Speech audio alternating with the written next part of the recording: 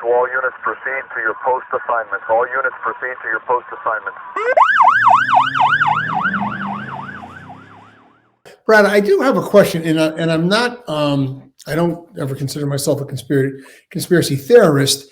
But with the elections, I've seen these graphs where it would appear like 60 million people voted for Barack Obama, and then all of a sudden it spikes to like 81 million for Joe Biden, and then it drops back down to like 60 million for Trump.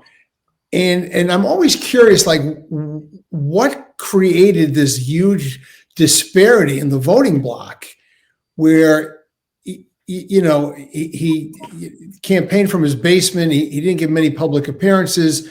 The ones that they broadcast looked like they had sort of tepid turnouts. But there's no doubt when they show it like as a bar graph that there was this huge uptick for him, and I always just feel like that's so sketchy. Like, I'm skeptical that he could have garnered that amount of turnout based on his campaign. You weren't seduced by Biden mania, huh? You just didn't fall. I'm trying to evaluate it like from a neutral perspective.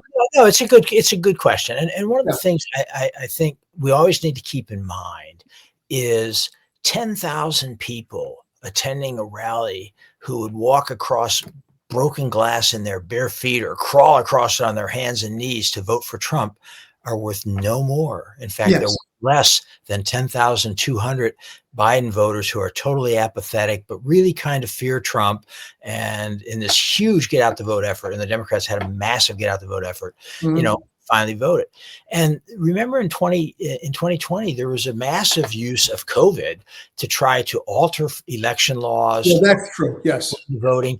And see, one of the problems with a lot of those things is in a broad colloquial sense, we might say the election was fraudulent or rigged, but it wasn't in a legal sense. That is if the Secretary of State in a state says, oh, well, we're going to let people vote this way, right? And a court doesn't stop it, at least not before the election. And you're a voter, you go vote that way. You haven't committed fraud. It's sort of not fair. So like I say, colloquially, we might call it fraud, but in the actual legal sense, people casting illegal ballots, I don't think so. And note that Trump's votes also spiked in that election. He got a lot more. So I can understand it. But again, I keep going back to saying, ultimately, with this kind of allegation, we've got to have more than some kind of circumstantial evidence. You've got to have something that will stand up in court, and we just haven't had that. My friend Steve Scrovan says it's like a Steely Dan. They sold tons and tons of records, but they weren't a very big concert act. And it's sort of the same thing with Biden. The people don't come out to see him in person because it's a boring live act. But just like buying the records, they'll go to the ballot to vote for him.